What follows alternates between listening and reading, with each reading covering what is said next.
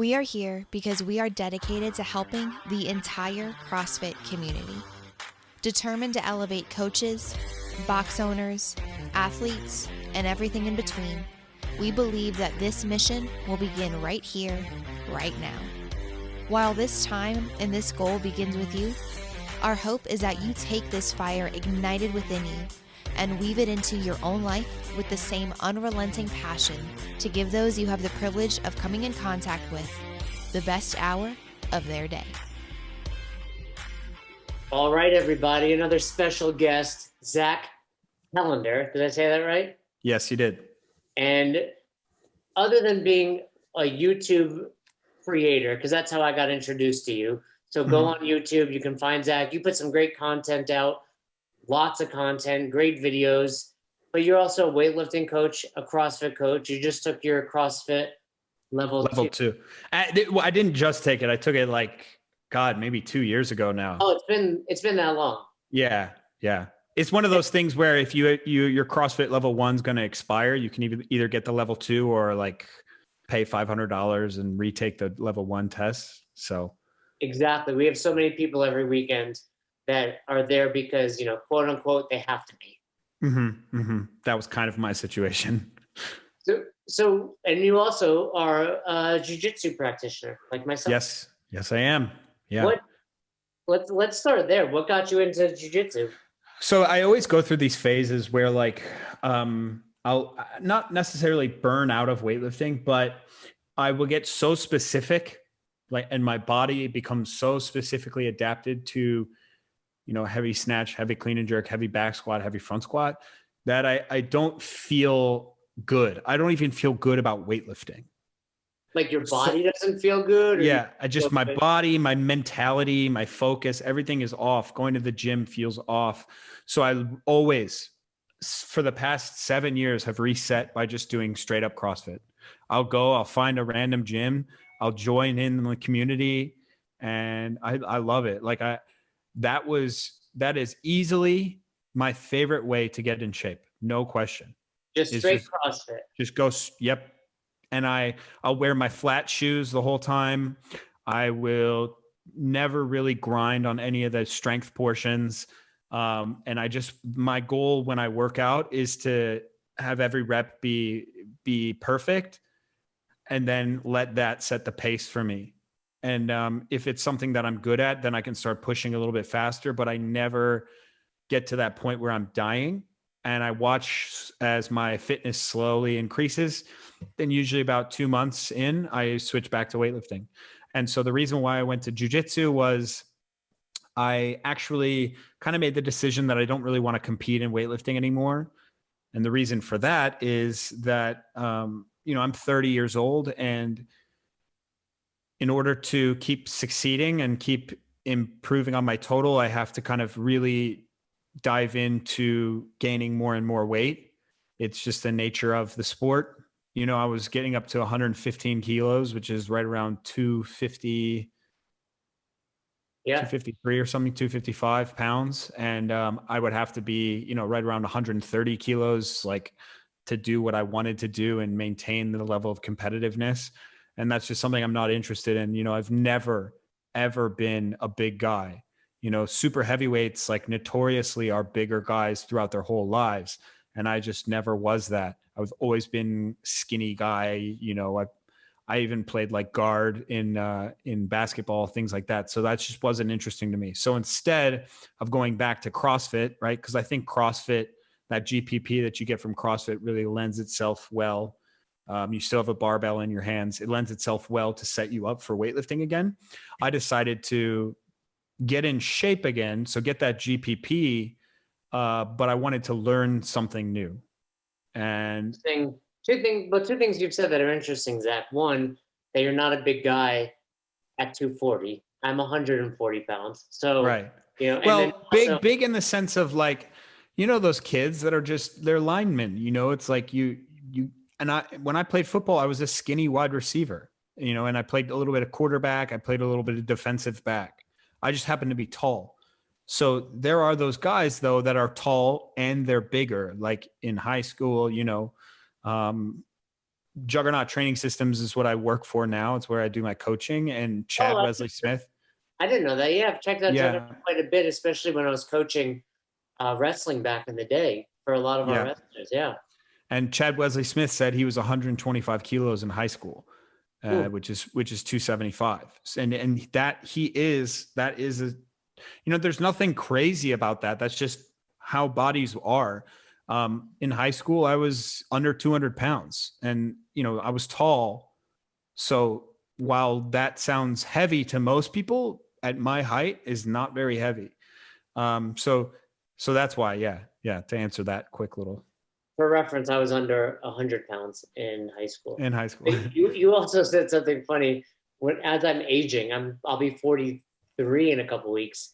Whenever someone's like, I turned 30, I'm like, dude, that's as good as it gets. Yeah, and I'm not saying I'm old, right? I know I'm saying that. is like, if I get up to 280 pounds and I'm 30, and that takes 5 years, I'll be 35. Now, if I want to get back down to 220, 210, like that's much harder than if I'm 30 trying to do that, and I'm not interested really in that. I do enjoy coaching a lot, and I just doesn't seem interesting to me. So as someone that comes from a fitness background, getting into jiu-jitsu, what's been the hardest thing for you? Well, I think it's a push and a pull, right? Like everyone says, if you come from a fitness background, you have to learn to not use your strength and, be technical. And what I've learned is when I use my strength, I just gas out. Mm-hmm. And so it's whether or not I choose to use it or not, it doesn't matter. I'm going to get punished for it. So it hasn't been a cognitive thing for me to not use my strength. It's just been I haven't been thinking about it. I've just been using it less as I've adapted more towards longer bouts of fitness, So it's more of a thing. It's like, I never really said to myself, okay, I'm not going to use my strength. I just paced myself just like I would in a CrossFit WOD, just like I would if you said 3, 2, 1, and we started a WOD. I'm going to start and try to move well and pick up speed if I need to, not the other way around. Yeah, it's really hard, especially not that I'm as big or as strong as you, but compared to your average jiu-jitsu practitioners, when I started, I was strong. And it's hard not to rely on that strength, but you realize, even like you're suggesting with CrossFit, like that will get you so far. And we talk about it in the technique lecture in CrossFit, where there's always somebody at a box. When someone new walks in, you're like, man, that dude is intense, they're good, etc. And you're chasing them. And then slowly but steadily, you surpass them because they're not putting the time in for technique. They're not putting the time in to really understand. They're just balls to the wall every workout. And the analogy would be the same in jiu-jitsu. If you went in and you had an ego and you only used your strength, you're going to continue to get tapped by the light guys that are willing to put the time in to get better at technique. Yeah, and a lot of it is like, I don't think I had an ego. I just didn't know it. I think people just are like, this is how it works. And then they slowly realize it's not how it works. Like today I have this one training partner. He's about 200 pounds. I'm 220 right now. And after a couple good scrambles, I really slow down and he'll pass my guard and I try to catch my breath and things like that. But today I just never slowed down, not once. And he's like, I notice that you're just not slowing down, like you're almost the same guy a little bit. You have more moves, you have more ideas, more techniques, but you're just not slowing down now, so. That's the interesting thing about jiu-jitsu. Even CrossFit and weightlifting, it's pretty easy because it's measurable. I did this workout and I'm faster, or I lifted this weight, which was more than last time. Jiu-jitsu is a lot of like feel. And it's like, if I roll with you, you could be having a bad day, I could be having a good day, or vice versa. It's not always so easy to feel or measure, progress. And then, but it is something that you kind of, when you've almost leveled up. But don't you think that it's almost the exact same thing as taking a CrossFit class? Like it's the same vibe, man. It's like you walk in and you have a bunch of people who are squatting well below parallel with big weights, and you've never squatted below parallel in your life. And all we have to, like, that right there is such a stark difference. And that's the baseline for CrossFitters. You know what I mean? The baseline for CrossFitters is hitting depth on back squats. And like, that's not the real world. That's why when, and you asked me this before the podcast, maybe we can kind of jump into this. People think I'm critical of well, I am critical of CrossFit. I'm critical of everything, right? And that's how I was introduced. Yeah. Somebody sent Fern and I, my partner for Best Hour here, a video from you kind of talking about your level 2 experience, the medicine ball clean, etc. And I immediately reached out and you immediately responded. And I appreciate that, because a lot of times, that shows me right away you're open-minded. And I think it's important for CrossFitters, I was telling you, our listeners, to realize they live in a bubble. Like CrossFitters live in a bubble. Yes. Yeah. Rogue pops up because you search for rogue shit. You search for CrossFit stuff. No different than when you talk about something, it pops up. So we forget there's a whole another dimension of fitness out there. Yes. Yes. And like the baseline of CrossFit is amazing. And like, that is what I love. And I'll never, ever turn my back on that. Right. Like a group fitness class where we have a dynamic warm up, get your heart rate going, get sweaty. We teach a back squat, and then a class where we all back squat together with a barbell. And then we do some conditioning. Like, that's a dream come true. Who can argue that? That's strength and conditioning. That's, there are certain aspects of CrossFit that I disagree with, in the sense of you can't become too, let me think of, cult type of ideas, but it's more about like, and I think this is what another thing I like is like the freedom of the manager or the owner to program how they want and to do these certain things. I really like that. And maybe that is what will help people succeed. I do feel though that like more owners and more managers need to be a little bit more outgoing in the way that they approach their education. Meaning, like I went to a gym the other day. It was so cool, dude. Like we did back squats, like decent percentage, like 75% to 80%. And then after we did like assistance exercises, and they were like single leg RDLs with a kettlebell. And then it was like, I think it was like maybe some sort of step up with a tempo on the way down or something. But it had zero CrossFit feel to it.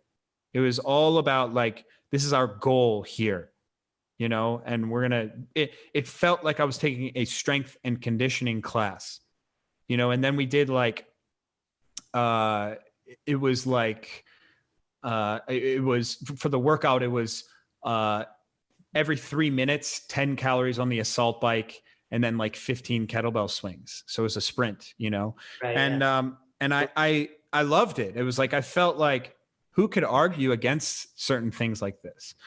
But there are certain things when you try to put a blank slate over the way that you teach things, what it does is it doesn't allow people to turn their brain and be like, how can I teach this in a way that attacks the issues before the issues arise?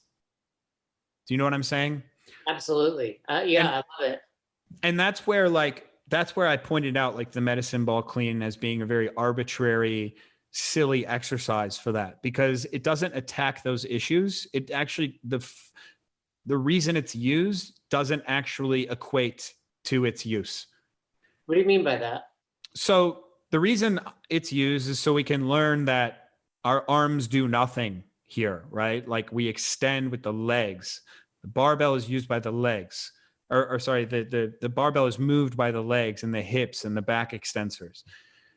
But what happens is you can push that a little bit too far and say that the arms do absolutely nothing in the clean, and that extension is everything. And what you end up seeing is a kind of jarring looking, weird clean that tends to develop in the CrossFit world.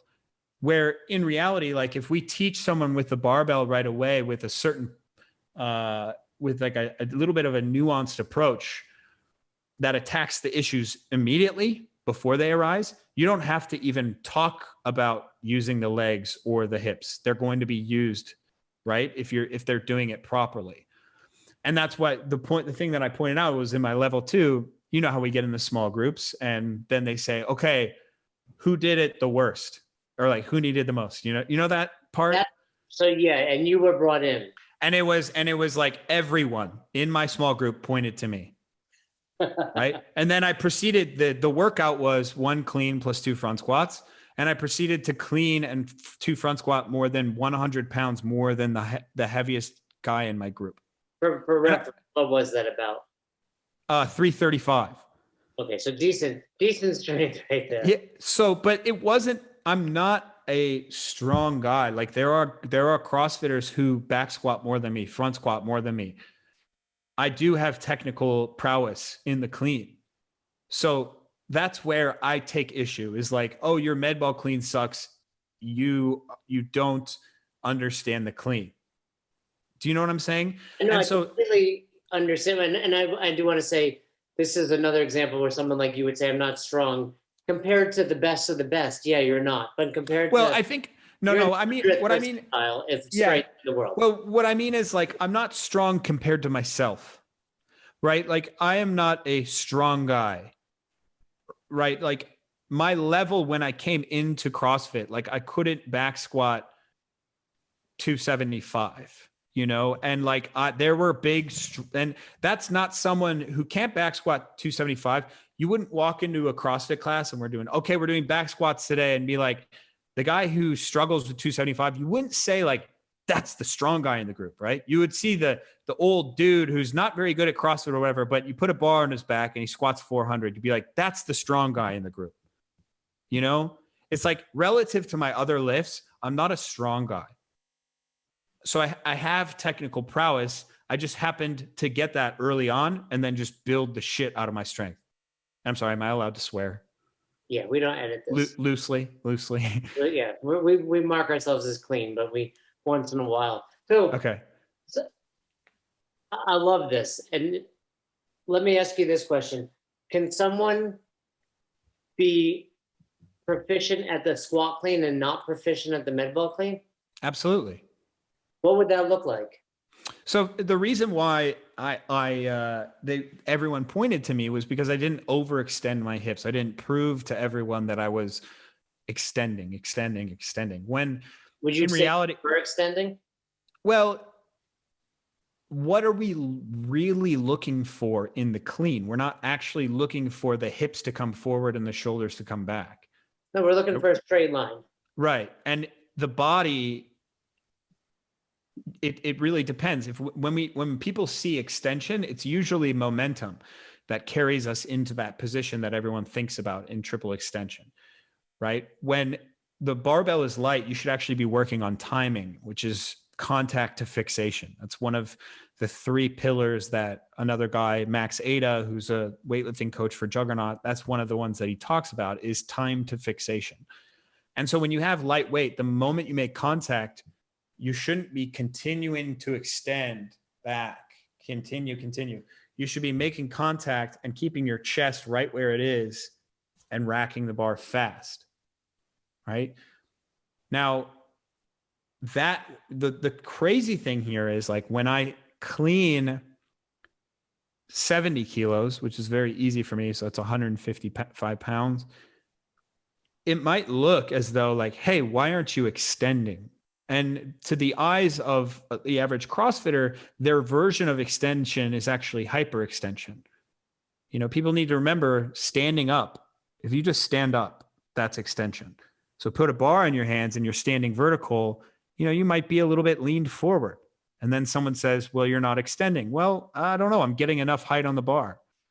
And so that's why, like, it's like I couldn't if you want me to do like a ridiculous looking med ball clean, like where I'm just like super far back and kind of have it look weird, then that's fine. But that does not relate to the clean, you know? And that's what I mean when I say like, you can have a non-proficient med ball clean. Like, what does that even mean? Proficient med ball clean? I'm never going to miss, you know, Yeah, I'm never going to miss a rep. So I'm going to be 100%. My proficiency is going to be 100% all the time. Yeah. And I think there's definitely, you know, I talk about this with the med ball cleaner with many movements, efficiency. If someone told you or me or anybody that's been doing CrossFit for some time to do the med ball clean in a workout, I would purposefully not hit hip extension. There's no need to. I can barely come out of my squat and get under that ball because it's 20 pounds. Right. And you see that in the games every year. You know, the best of the best might not be moving with the most sound technique throughout, but that's still very efficient for them. So I do think you can be good at one and not the other. Would you agree though, for someone brand new to CrossFit, to fitness, to weightlifting, the med ball clean is nice as far as it's not as intimidating. It can teach them the points of performance without having a barbell to worry about the, you know, rack position, smacking the teeth. This is the thing, man. When I was my first job as a CrossFit coach was a big one. It was salary. So it was like, you know, people don't get salaried jobs for CrossFit coach. So that means I'm coaching. This was in Chicago. And that means that it's called the Foundry, but they actually just closed because of the pandemic. I've heard of that. Who was the owner of that? Justin Quant. Yeah. Okay. The name's very familiar. And when I was hired, I coached at least 4 classes a day. And then at the end of the day, I did onboarding, or what was it called? On-ramp, right? And I think I compiled like 1,800 hours like in 1 year. And I must have taught over 300 people how to clean and snatch. And I never used a med ball one time. And the reason why it may seem intimidating and it may seem these ways is because the regressions and the progressions aren't simple enough. I have them down to a science. I mean, I'm so confident in my ability to teach a beginner, someone who's actually scared of the weight room, how to clean, like in 20 minutes. Like I'm more confident than literally anything else in the world. Tell us about what that might look like. You know, we always talk about progressions here on the show. What's like the Zack, Telandar clean? Someone's brand new. What would you work them through?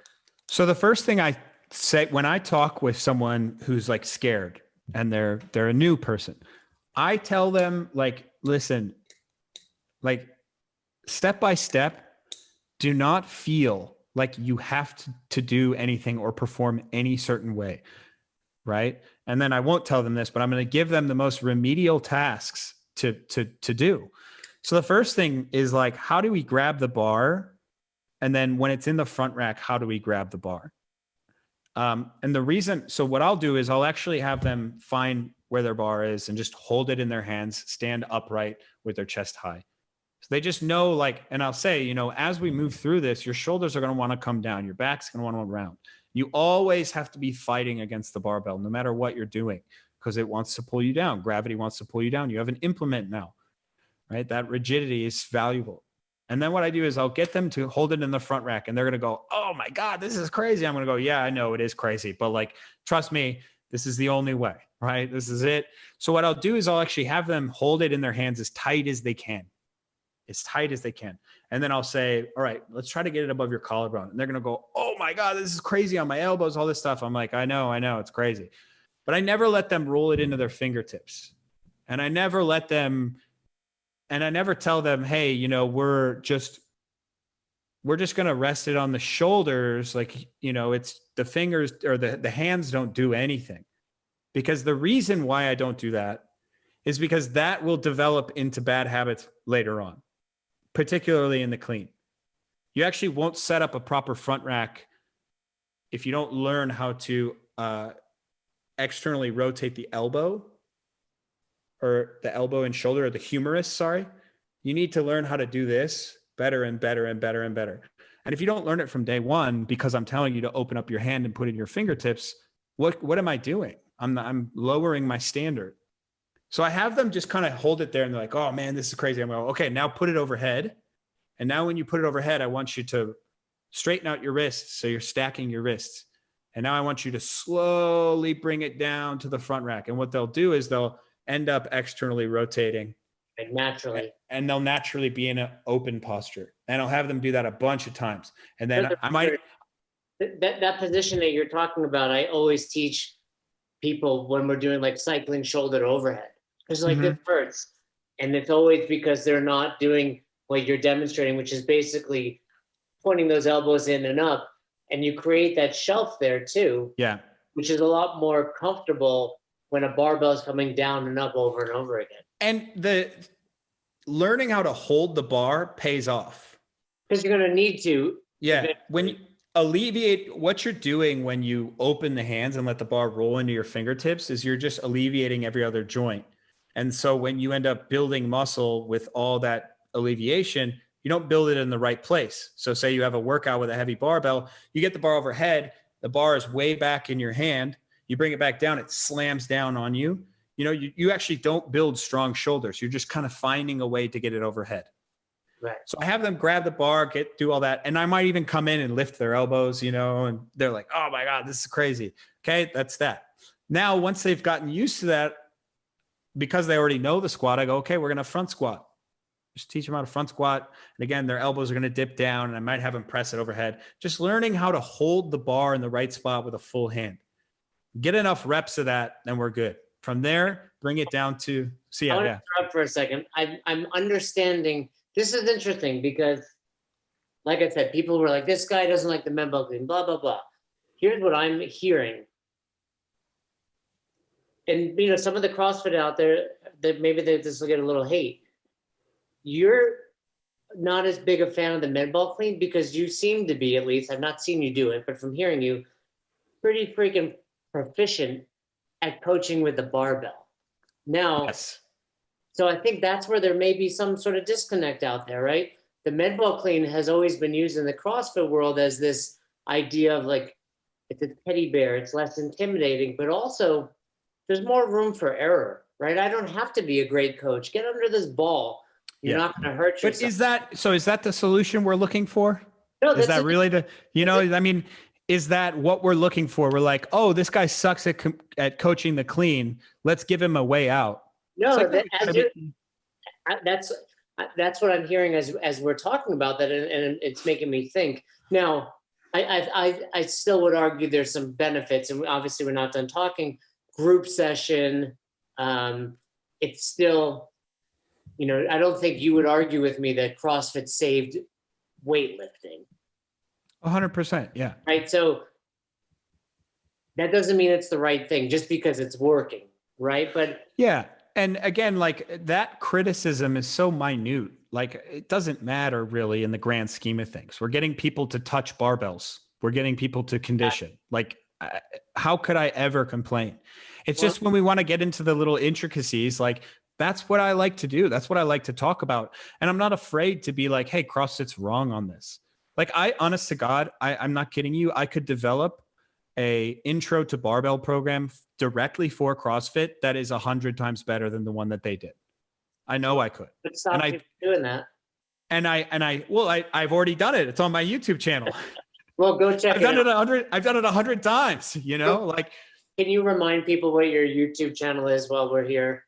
Yeah, just my name, Zack space Telandander. And I would say search directly for some of my, you know, my page isn't organized in like, I need to do this. Okay. I need to organize it. So like I have a bunch of videos that are like very, very remedial, very elementary, and it's just barbell only. And those ones, when I'm making them, I'm like, God damn it. If a CrossFit coach wants to teach someone how to weightlift, they can use this first day one. I have a video on there called Learn to Snatch, and I have a video on there called Learn to Clean. And both of them they are literally from start to finish with a session with one person, and they can absolutely be done in a classroom setting. I got to go check those out. And certainly Fern needs to go watch them. He has terrible form. So if now let me ask you this, if 10 people came in, first timers, ranging from 30 to 80, male, female, barbell or medicine ball? Barbell for sure. Yeah. No, different weights, you can get beginner bars for, I think those are a necessity, right? A beginner bar, but also, you don't have to teach the clean day one. It can be like, all right, if you're not skilled enough, like, cause I've seen a very skilled 60-year-old woman. I've also seen a completely unskilled, unathletic 18-year-old guy, And so what I'll assess when I'm coaching is like, I need them to move. I need them to do something. So if I see that they're not, I go, you're doing this. And what I'm telling them to do is we're going to do 3 presses plus 3 front squats with just the barbell. And we're going to do that every 90 seconds or whatever the workout is. I usually like doing stuff on the clock. So whenever I programmed CrossFit, I do it even now. When I program for weightlifting and for my MMA guys, everything's on the clock, everything. And what that means, it doesn't mean that we're going fast always. I can give them every 3 minutes do a set. That's great. I mean, I back squat. I did a 5x5 in my garage this morning, and I'm like, all right, it's been 7 minutes. Like maybe I should, do another set. When really, you're probably, they say like you're 95% recovered at like 2 or 3 minutes. Yes, and it all depends on what weight you're using and how many reps. But so I always find where that weak person is, and I give them something to do that is more regressed than the group, so that I don't have to just put all of my attention on them and figure out the best way to make them clean today. If they take one thing away from this clean session, there's a chance that they'll remember that thing next time we clean. And then, we can add on to that from there. Because the person who's unathletic and unfit, it does me no good to have them be pissed off that they can't clean, because it'll give them a better chance to be able to clean the fitter they get. So when to get them moving forward, like you're suggesting. Yeah. Like, I mean, I've had people that have they can't do a single body weight squat. I'm sure you have too. People that can't even get into a plank position, let alone, push up, things like that. It's like when we take time to learn a skill, they're getting their fitness in for sure. Whereas some people might not, they're just learning a skill.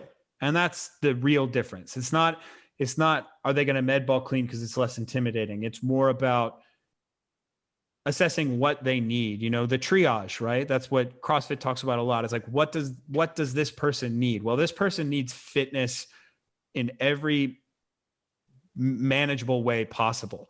And teaching them how to snatch today is not the answer to that.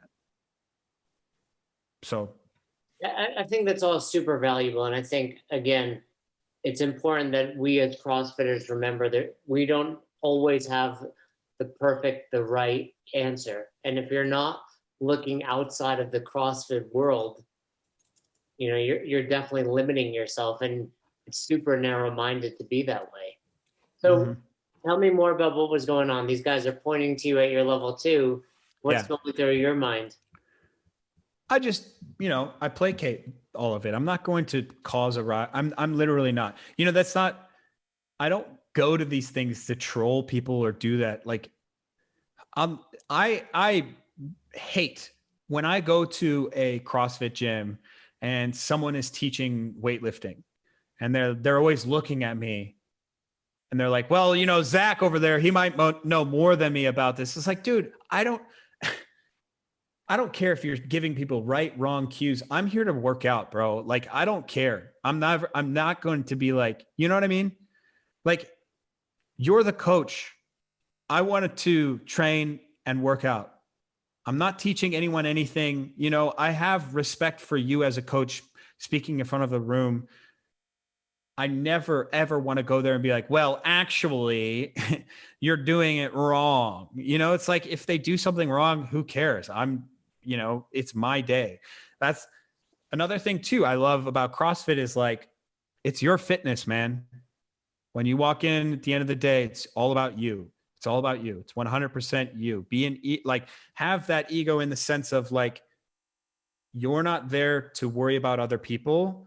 You're there to make sure that you give yourself the best chance to get better and better. And that may seem egotistical, but that is what the goal is, right? It's like, you're not there to build somebody else's fitness. Now, as a coach, you absolutely are there to build everyone else's fitness. But when I go and work out in a CrossFit gym, I want to just focus on me and do my thing, and am I doing everything right today? And if a coach, I'm absolutely 100% open to anyone telling me anything about weightlifting, even though I would consider myself relatively an expert in that field. I don't care. Like if someone has something good to say, I'll absolutely take it and learn from it. Do you remember who the red shirt or seminar staff person was that was working with you? Yeah. It was for both. Actually, no, never mind. It was Dave Lipson. And I forget the other two.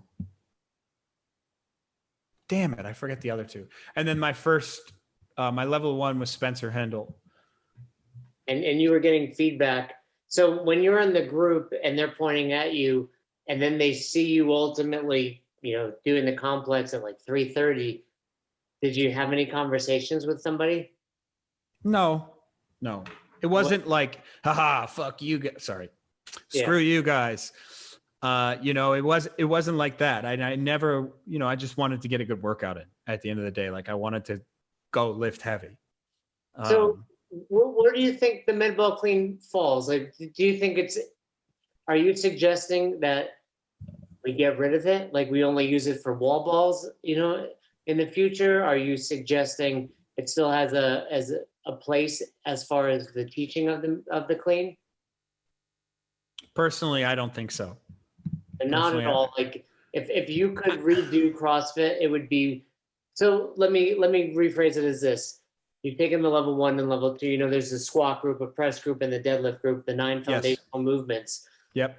If you had to take any out and replace them, what would you do? I would take out the med ball clean, and I would take out the sumo deadlift high pull.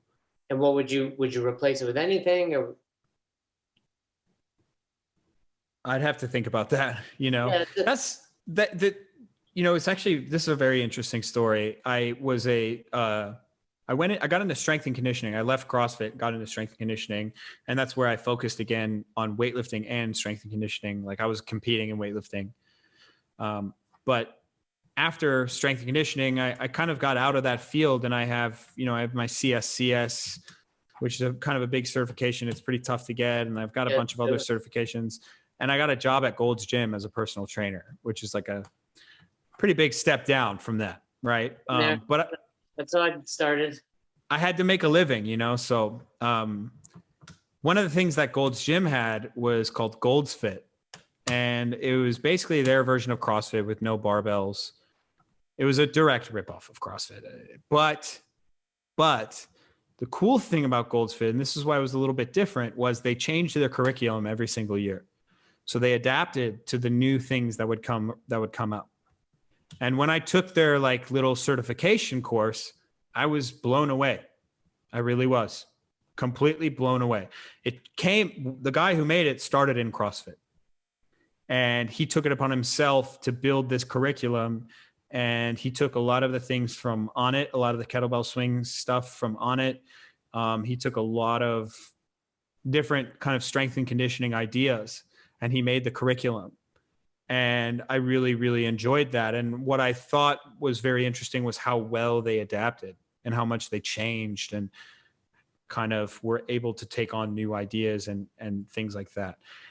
That's where, when I think of 9 foundational movements, it's like, well, CrossFit is still in a baby phase. Like, how do we know what the absolute foundational movements are? I mean, the sumo deadlift high pull, how could it possibly be a foundational movement if we're not using it, over 10% of the time? Like a foundational movement should be the foundation of your training. And if we're not using a med ball clean, if we're not using a sumo deadlift high pull, let's change it. Let's adapt.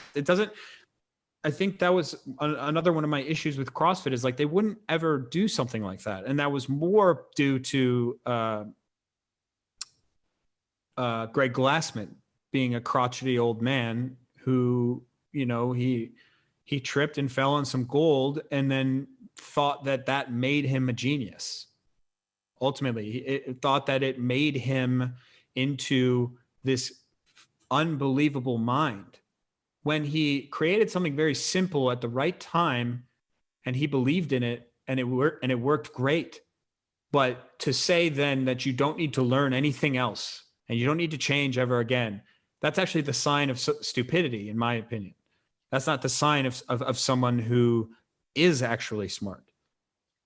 Yeah, I think you've said a lot. I think Coach Glassman created something exceptional. I mean, it's changed the landscape of fitness. I do think there are things where, because of just who he was, it was like, nope, we're not changing it. And almost because you're telling us to, we're not going to do it. Yes. And I think it is tough. It's tough to call something your foundational movement and then get rid of it. Yes. And another thing though, is like, he also has a point. It's like, there's so much crap in the fitness industry that you kind of get in tune with just shutting everything down. I got into CrossFit kind of late, and that's in quotation, and late meaning like the boom, I feel, was like 2011, like the big boom. That was huge. That was huge, right? That was like, went to California, yeah, big boom. And then 12 and 13, and I started CrossFit in 2013. And I felt like I was late to the game at that point. Obviously now, if you're starting now, you're just a child in my mind. I'm sure it's the same way with you, but I felt like I was involved late in the game. But before that, like the utter crap that was coming out of the fitness industry, like CrossFit needed to happen. And everything they were doing was better than the fitness industry. But there are certain aspects of the fitness industry that have caught up. There are people like myself. I have knowledge and I have the experience teaching a lot of beginners, a lot. Like, I'm not even trying to oversay this, but like the amount of, I could do our on-ramp with a blindfold on and earmuffs on. I could teach our entire curriculum. That's how many times I did it. Every single week, 4 days a week, Monday, Tuesday, Thursday, Friday, boom, boom, boom. I was doing it every single day. Like that, there aren't many people that do that and then go and develop a higher level skill. So those are the types of people. And maybe it's something I actually don't want to do. I don't, but that's where the fitness industry is actually catching up. And different ideas are valuable and are valid. And that's when you see guys like Greg Glassman end up being a crotchety old man. Whereas back in 2013, he could actually get away with doing what he did. Just saying no to everything. It's funny you bring it up in that kind of analogy, because over the last few weeks, it seems like cryptocurrency has taken over. And it's right. Very similar feel. Like, it's like early adopters, right? And then eventually, potentially, the world kind of takes on. And then ultimately, other people come in and make the changes necessary to take it to the next level. And you're right. 2008, 9, 10, 11, there was only CrossFit. And then we're realizing, people like you and other people out there, we can take this thing, we can refine it.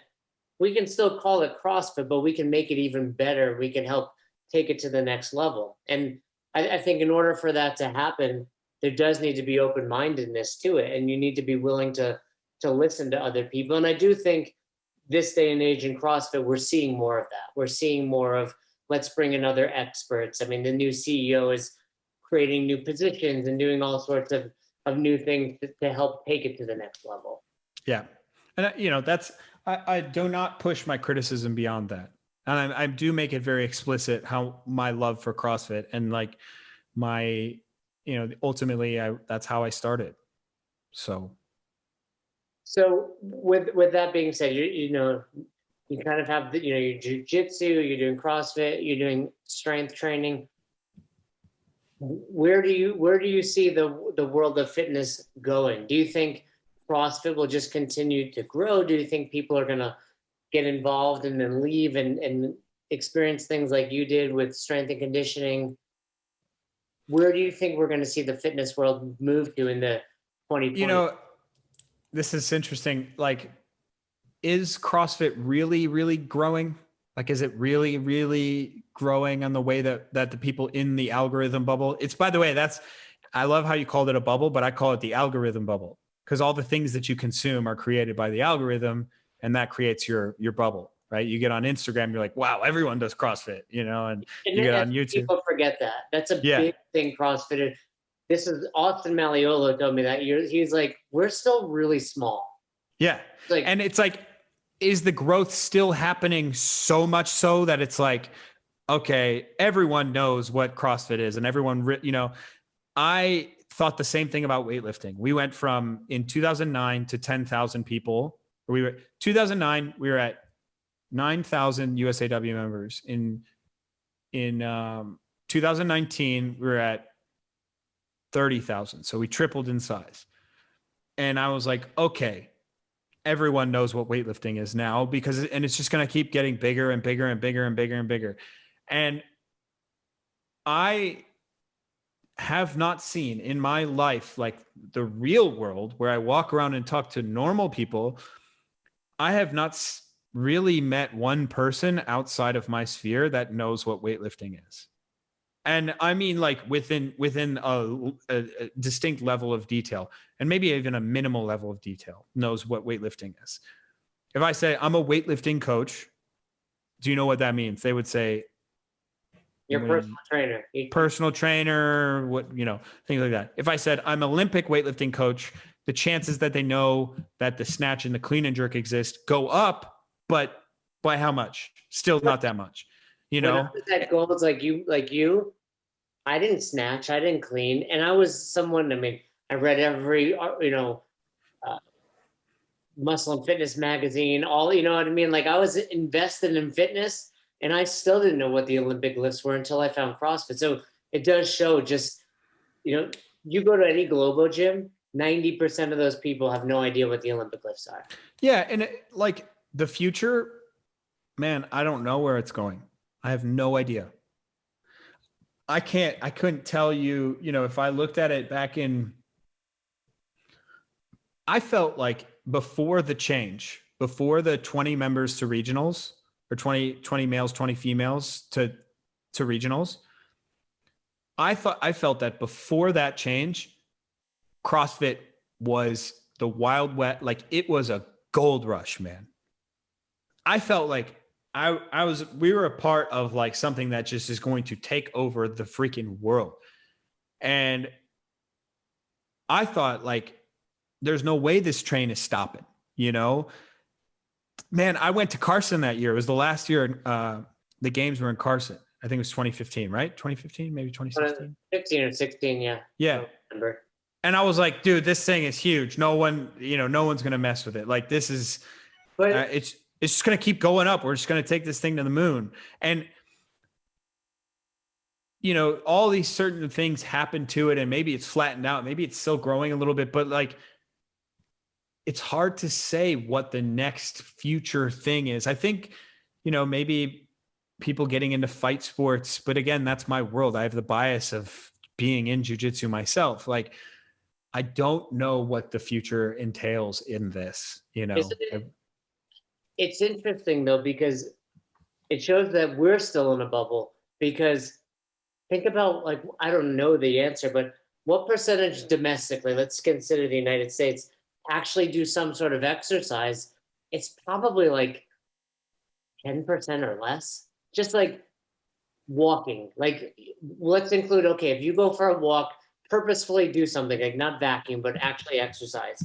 Okay, now what percentage of those people seek out a gym? And then it's like CrossFit's like 1%. Like we forget how small we are. Are you Googling right now?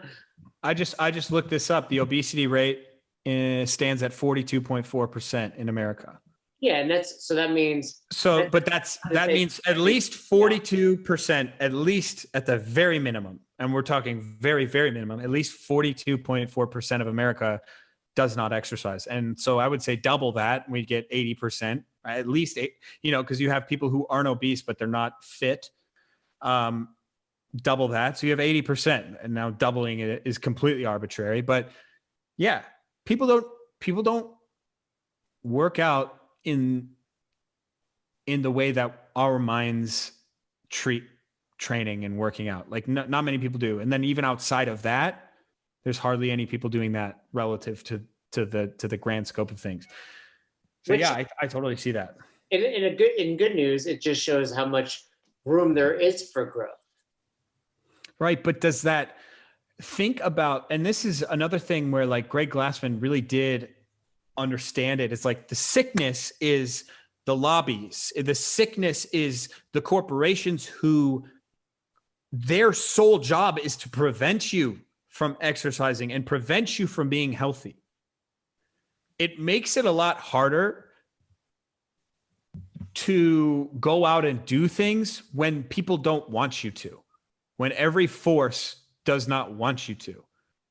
And I don't want to seem like a super righty type of guy, but the problem with the pandemic was like, just sit tight and wait for a vaccine. And I had the opposite idea. If there ever was a time to focus on being healthy, now is the time. Pick up a physical hobby. Get outside, run for 5 minutes straight, see how far you get. Tomorrow, run for 5 minutes straight again, see if you can get a little bit farther. Next time, take it to 10 minutes. Pick up a physical hobby now. Don't just sit inside and wait for a vaccine. We were never told to go out and do something. You don't have to go to a gym. You don't have to be around anyone. Do 1,000 push-ups on your floor. Do something. Like, all the CDC had to say was that. But they never did. I'm not here to deny or be some sort of righty, but does that not seem logically like sound? Well, right? For the record, my partner Fern is always preaching this stuff. So you're not saying anything completely unusual on our show. And the thing is, why do we need a pandemic for that?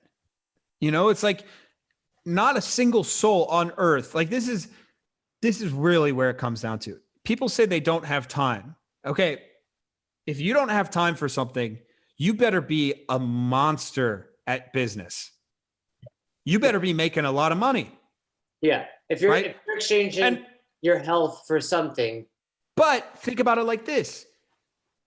Those people that have the mindset to actually not have time, do they have the mindset to allow themselves to be unhealthy?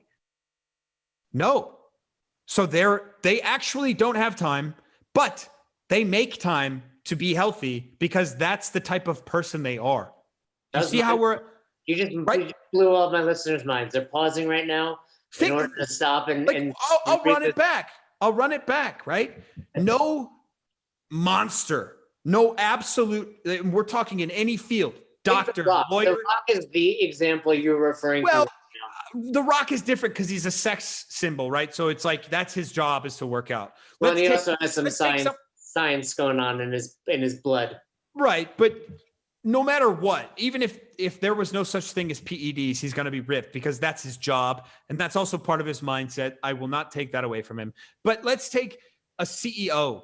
The CEO of Virgin, he was like the most famous CEO back in the day, Richard Branson. Right? He was obsessed with fitness. And I guess not obsessed, but it was like, he's not going to let himself be unhealthy. Never. And I actually know that there's most CEOs, it's like, you have to be healthy because you're working nonstop. It takes fitness to live. It takes fitness to sit at a desk and go to meeting to meeting to meeting to meeting to meeting, to have someone talking in your ear, to continually talk all day, to continually work. It takes grit. It takes determination. And someone who says they don't have time for fitness doesn't have that grit and determination. And they actually do have time, right? It's a total catch-22, and it's right in front of us every single day. When I worked at Gold's Gym, and you probably had to do the same thing, we had to sell training. Oh yeah. So we bring people in, we have an assessment. I literally saw a woman, she was 5'5", 260 pounds. Her daughter was 14 years old, 5'3", 200 pounds. Okay. I told the woman, you are clinically obese, directly to her face. I said, you will have, I never did this before, by the way. I was always so gentle about it. But this one, I said, you are clinically obese. You need to do something now, or else your life will be a lot worse. She said, I don't have time. I don't have the money. She walked out the door. And ultimately, that will continue to happen. And I don't know how we change that. And that's why I think, Glassman, one thing that he did was he said, why do people have the excuse to do that? Well, they continually have the excuse to do that because they're told by the media to not be fit. Or not media, but they're told by culture, by pop culture, to not be fit. Body positivity and consuming goods that cause cancer, that cause diabetes. This isn't, when he started fighting that, the division occurred because he turned his back on the CrossFit community to a certain extent. But his main goal was health and fitness.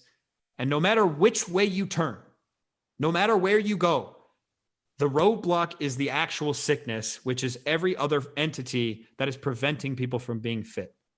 We can invent a new style of training. We can invent CrossFit, for God's sakes, but it will never truly capture a big enough audience when we have massive corporations continually pushing them towards these things. Man, you said some really great stuff there. And it is surprising to me. And I think because from the moment I walked on the wrestling mats as a, teenager to now, fitness has always kind of been my anchor, my North Star. And it sounds very similar for you and for a lot of people out there. It is surprising to me that there are so many things you can ignore in your life, but how can you decide to purposely ignore your health? I don't get it. And I love what you were saying about CEO. And I think you're the same. I'm the same. Yes. Not to lump us into the same category as The Rock, but yes, our livelihood and the foundation of what we do stems from exercise. But you're a CEO. I'm a CEO. We're entrepreneurs. I'm sure you have plenty of days where it would simply be much easier to skip the gym and focus on your business. But because it's so important to us, because it's so important to the Bransons, and even I'm sure the Elon Musks and the Joe Rogans out there, people and plenty of women CEOs as well, we find the time. And something I was talking about with my coaches group is you don't need an hour. Like you said, drop and give me 1,000 push-ups, maybe a little extreme, but drop and give me 50 push-ups. Over the course of your day, give me 50 push-ups. Over the course of your day, walk for 30 minutes. You don't have to go roll. You don't have to go clean 330. You don't have to do a 2-minute Fran. I don't understand how anyone lives within your body and doesn't realize the exercise and health was a priority long before money was. Yeah. And I'll say something a little bit more abrasive. Find me an obese CEO, and I can guarantee you I will find a flaw within him or her. If you find me a fat CEO, I will find you someone who's not doing the best job they can. And it's not because of that they're fat. It's just a result of the type of mindset of someone who allows themselves to be in that position. If you think about actual obesity as something that is, sometimes there are aspects of obesity that will occur due to circumstance. I totally understand that. Always understand that. I'm trying to not But say too much to right. piss off everybody, but there's always outliers. There's always Yes. injuries. You know, if you injure yourself, you're in a hospital bed, you have thyroid issues, you have all these different things, like, yes. But is that always the likely case? And let's talk about the likely case of someone who makes not one decision. They make hundreds, thousands of decisions to eat the wrong food, to do the wrong thing over and over again. That's the type of person who will make a mistake in their business when there's millions of dollars on the line. That's why you'll never find a true successful person. True. And not, I don't want to say you'll never find a successful person who's fat, right? But a person who is absolutely optimizing their success. Let's say that. Because there are plenty of people who are successful who are obese and overweight. But they unequivocally could be better at what they do, no matter what it is, if they were fit.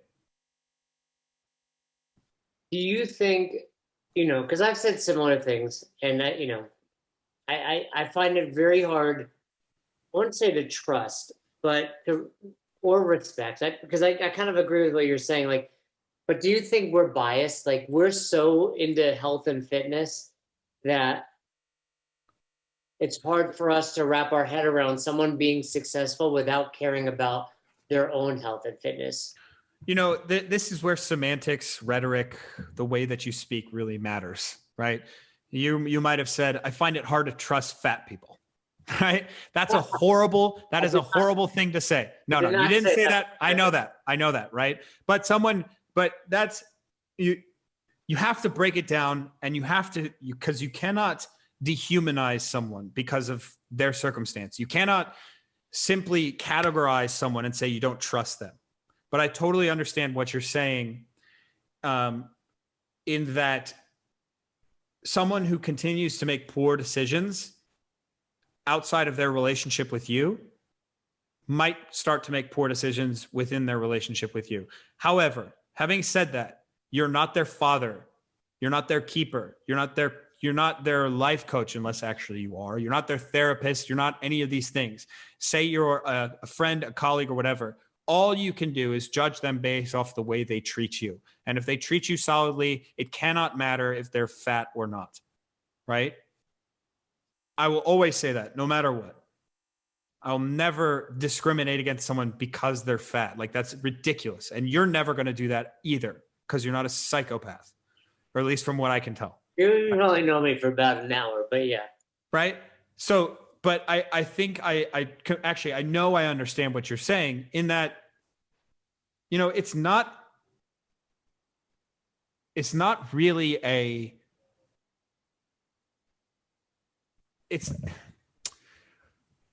when you think I'm going to focus on my fitness, people think they separate that. Fitness is over here. Everything else in life is over here. When in reality, it's like, when you focus on your fitness, you're focusing on everything else, everything. Doesn't matter. Your taxes, your family life, your friend, the way you treat people, the way you do things. When you focus on your health and well-being, you are focusing on your business. You are focusing on everything else. I love it. And that's why I take so much issue. That's why that initial point is so important to me. It's like, when I find someone who's obese, I will find a flaw in their life that is outside of their health. And I can guarantee you I'll find it. And that's ultimately that's where I stand on that. No, I think it's great stuff. I mean, it's really been a great conversation. And I think, a lot of that comes from the idea of, taking care of you.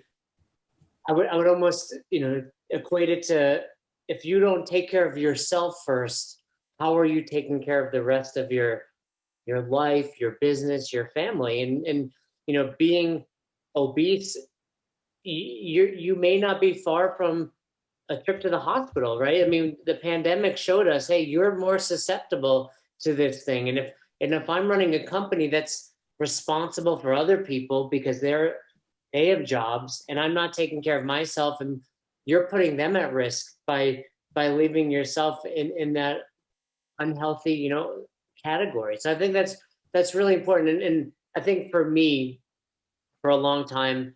It's very, I think it's easy to just say, hey, that person's overweight, that person's obese, they're not doing it. But I do think it's important to address, just because somebody may be obese right now doesn't mean they weren't more obese or they're not on their journey. And I think that was where I learned a lot of lessons. Like, you hear it often, does somebody have to be in great shape to be a coach? No, in my opinion, but they damn well better be working on it. Right. Right. And and whether that's, I had a coach that was 500 pounds, but he was losing weight and ultimately got down to 200 pounds, and his story was so inspiring. Or a CrossFitter that has a really bad squat. That doesn't mean you can't coach, but I better see you in the corner doing squat therapy or stretching or doing something, because ultimately I think a lot of what this life is all about is leading by example, which is kind of where we're going with all of that. My thing, I have it tattooed on my hand or my wrist here. It says, no excuses, just improve. And you need to improve until the day you die. And what I mean by that is your level might not be what it was before, but it's here. And you can always improve it. And it might go back to lower, but you can always fight to improve that. Your level is always where it is, and you can always improve it, whatever that may be. I don't know. I'll never say this, but I will likely not clean and jerk more than I have before.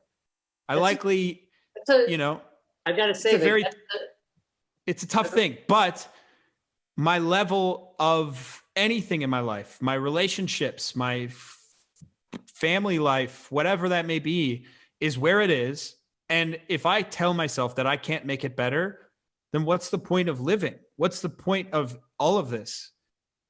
So fitness, whatever it may be, it always has to be improved, because that's what life is about ultimately.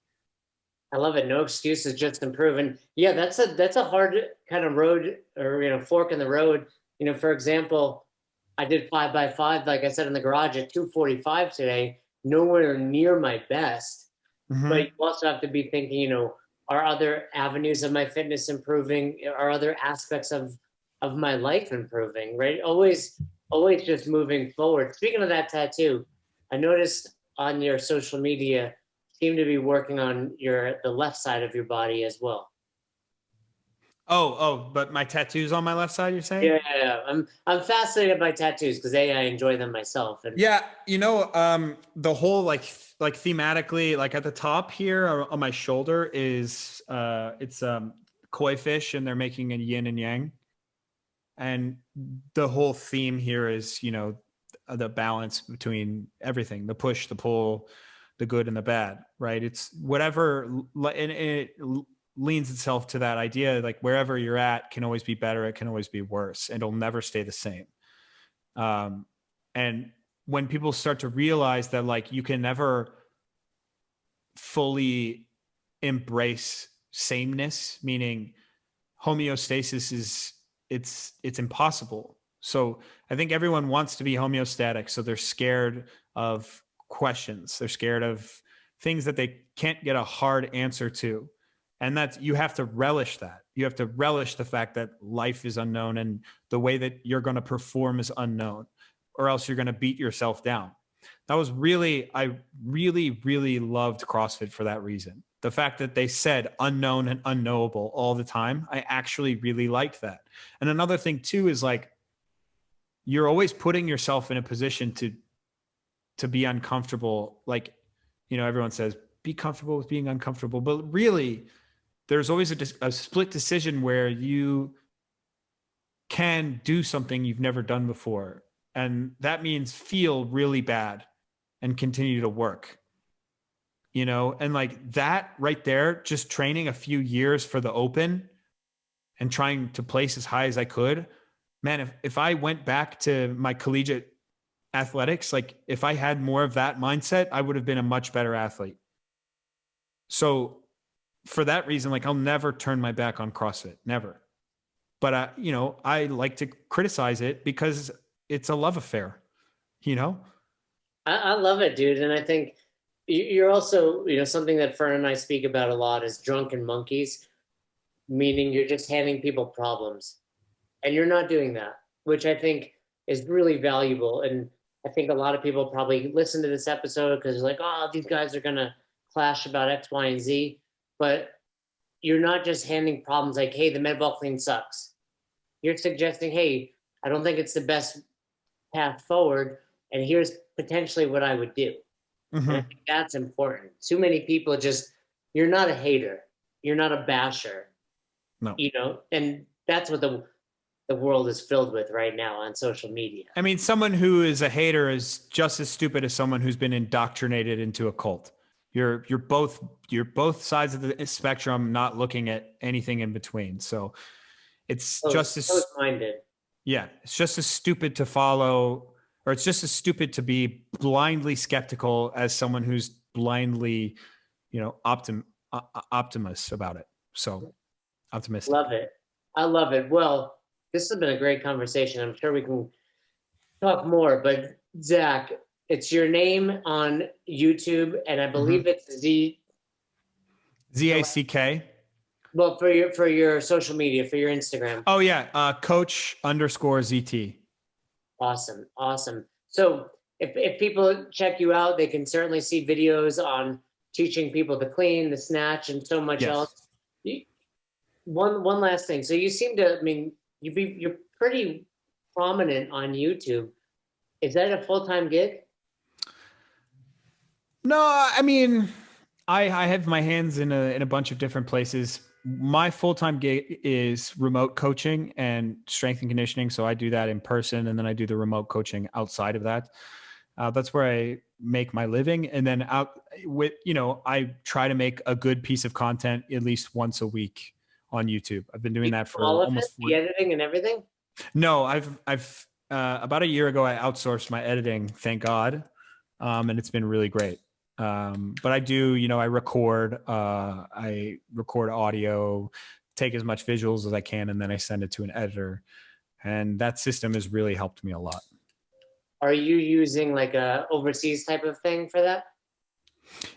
Well, this guy actually, I think he DM'd me a while ago, like a long time ago. And he said, if you ever need graphics for things, I can make some stuff for you. So then I was like, can you make a thumbnail for this? And then he made a thumbnail. And I go, is it possible you could take what I have and just like extend it a little more? And he did that. And I go, here's a bunch of video. Can you edit it for me? And then he did that. And we've been doing that ever since.